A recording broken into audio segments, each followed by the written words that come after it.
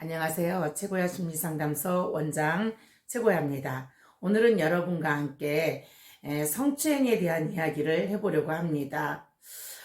어린아이들이 성장하다가 예상하지 않은 성추행의 경험을 하게 되는 경우가 있습니다. 오늘은 제가 어린 시절에 당한 성추행이 과연 아이들에게 성장 과정에 어떤 영향과 어떤 증상을 일으키는지 이야기해 보려고 합니다. 어린 시절에 부모님들이 아이들의 그 성장 과정에서 아이들을 면밀하게 보살피지 못하면 아이들이 어떤 상황에 노출되었는지 잘 알기 어려울 때가 있습니다. 어린 시절의 성추행은 주로 가족 관계에서나 일가 친척, 아이들을 누구에게 맡겼을 때 일어나는 일이 많습니다. 나이는 주로 6살, 7살, 8살 이럴 때 아이들이 주로 성추행이나 성폭력의 경험을 하는 경우가 많이 있습니다. 물론 초등학교까지 그런 성추행이 이루어져서 초등학교 3, 4학년까지도 그런 경험을 하는 아이들도 있어요. 보통 이 어린 시절에는 어디 외부에서 일어나는 일이 아니라 대부분이 가족과 일가, 친척들에게 나타납니다. 어린 시절에 아이들이 이런 경험을 하게 되면 어렸을 때는 아이들이 이 부분에 대한 문제가 어떤 것인지 전혀 인식이 좀 어려워요. 그렇지만 아이들은 그 경험을 할 때 그 대상자로 인한 두려움과 불안, 그리고 그 대상자를 꺼려하는 이런 행동을 합니다. 그런 대상자가 있어도 어린 시절에는 아이가 그 사람에게 가지 않으려고 하면 어른들은 그거를 인식하기가 매우 어렵고 상상하기조차 어려운 일이지요. 그러다 보니 아이들이 지속적으로 이렇게 성추행에 노출되는 경우가 있습니다. 제가 상담을 하면서 참으로 어린 시절에 이런 성추행 경험이 있는 사람들이 너무나도 많아요. 이처럼 어린 시절에 경험한 성추행은 그 아이가 성장하는 과정에서 계속해서 그 부분에 대한 느낌이 사라지지 않습니다. 그리고 그 대상자가 사라지지 않아요, 머리에서. 뭔지는 모르겠지만 뭔지 이상한 경험을 했다고 생각하기도 하고, 그 상황을 경험했을 때 그게 뭔지 모르고 아무튼 이상한 느낌도 받고, 때로는 어린 시절에 아주 조금 했을 때라도 성기를 만지면 충동을 느낄 때도 있습니다. 그렇게 자기가 성적인 어떤 느낌을 느꼈을 때는 더욱더 이것이 뇌에 남아서 그 경험이 사라지지 않습니다. 이 경험을 통해서 아이는 성장하면서 과연 그것이 뭐였는지 지속적으로 성장 과정에 뜨문뜨문 생각나게 돼요. 그러다가 사춘기가 되면 아이는 그것에 대해서 이제 알고 싶어 하고 그것이 무엇이었는지 알게 됩니다. 그래서 결국에는 내가 성추행을 당했다, 성폭력을 당했다 라고 생각하게 됩니다. 그렇게 됐을 때 아이는 그때부터 이제 변화가 시작됩니다. 사춘기가 되고 아이가 성장 호르몬과 함께 성장하면서 그 성이 무엇인지를 인식하게 됐을 때 나는 뭔가 잘못됐다. 그 경험이 나를 고장나게 만들었다.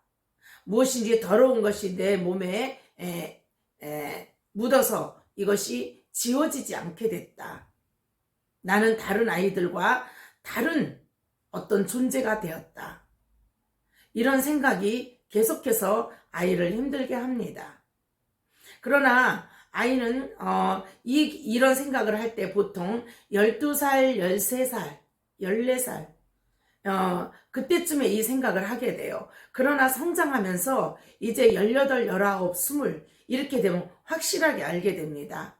아무개가 나에게 성폭력과 성추행을 해서 나는 고장나 버렸다. 다른 아이들과 달라졌다. 나에게 더러운 것이 묻었다. 나는 이제 성결하지 않다. 깨끗한 존재가 아니다. 정상적인 한 인간으로서 어떤 가치 상실이 나에게 일어났다. 이렇게 받아들이게 됩니다. 이 생각이 감정을 건드리게 되고 그것에 계속해서 몰두하는 그런 상태가 만들어지지요. 그러다 보면 아이에게는 성장하면서 이상 증상이 일어납니다. 자주 화장실에 가서 목욕을 하거나 어떤 부위를 씻거나 계속해서 확인하는 강박사고가 일어나거나 또한 주변에 대한 두려움을 느끼거나 그 불안증으로 인해서 마음이 늘 초조하거나 이런 어떤 이상현상이 일어나기 시작합니다. 이랬을 때 부모가 그때야 아이가 이상하다고 생각해서 아이에게 이 상황에 대해 물어보기도 합니다. 그러나 대부분은 아이들이 성장하는 과정에 부모님에게 자기가 경험했던 것을 이야기하기도 해요. 그러나 부모님들은 아이가 이런 이야기를 할 때 대부분 부모님들은 그것이 가족일 경우에 아이의 입단속을 하려고 하는 것이 먼저일 경우가 있어요. 이왕이면 조용히 넘어갔으면 좋겠다는 생각에 그냥 묻어버리고 싶어하는 마음이 있지만 결코 이것은 묻어지지 않습니다. 아이는 성장하면서 부모님이 이 문제를 해결해 주지 않았을 때 이제 점점 부모에 대한 배신감, 부모와의 갈등, 부모로부터 버림받음, 철저하게 자기 자신을 보호해 주지 않았다는 생각, 이런 것들로 인해서 심한 분노의 감정과 우울 그리고 무기력증이 옵니다. 점점 성장 과정에서 이 강박사고와 그리고 힘들어하는 반복적인 어떤 행동을 하게 되고 어떤 사람은 하루 종일 화장실에 들어가서 샤워하는 시간이 서너 시간 걸리는 사람도 있습니다. 이렇게 성추행은 한 사람의 삶을 조금씩 파괴하고 결국에는 정상적인 삶을 하기 어렵게 됩니다. 이성에 대한 생각도 바뀌게 되죠. 남자들은 동물적이라고 생각되게 되고 남자와 사랑한다는 것은 불가능하게 생각되기도 합니다. 또한 어떤 경우는 결혼을 해서 결국 남편과의 성관계에서 자기가 경험했던 성추행과 성폭력의 경험이 그 자리에서 일어나 결국은 남편과의 온전한 성관계가 어려워져서 이혼하는 경우도 많이 발생합니다.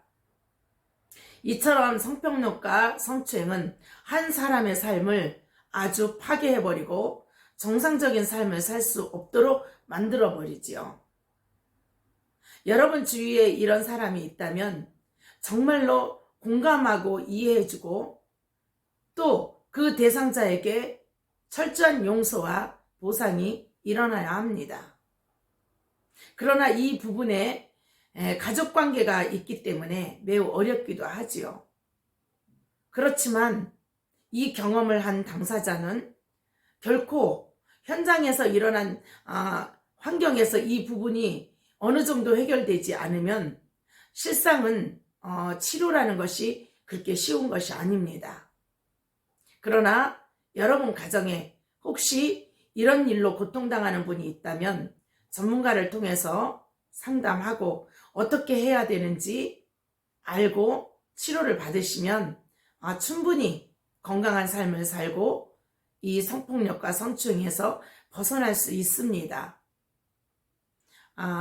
여러분의 위로와 공감, 용서, 그리고 전문가의 치료를 통해서 이런 성추행으로 인해서 힘들어하고 있는 분이 있다면 속히 여러분들의 도움이 필요합니다.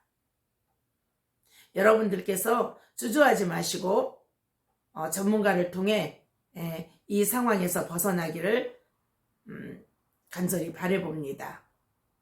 오늘은 성추행과 성폭력에 대해서 이야기를 나누어 봤습니다. 좋아요, 구독 부탁드립니다.